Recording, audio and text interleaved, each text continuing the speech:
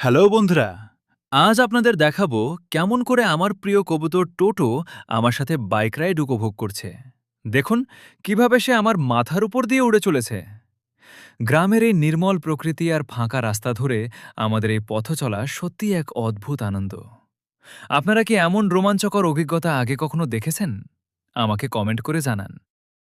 যখন আমি বাইক নিয়ে গ্রামের মেঠো পথে ছুটে চলি আর বাতাসে চুল উড়ে যায়, তখন মনে হয় যেন প্রকৃতি আর আমরা একাকার হয়ে গেছি। আর আমার প্রিয় কবুতর টোটো, সেও যেন বাইকের গতির সাথে পাল্লা দিয়ে মাথার উপর দিয়ে নেচে নেচে উড়ে চলে।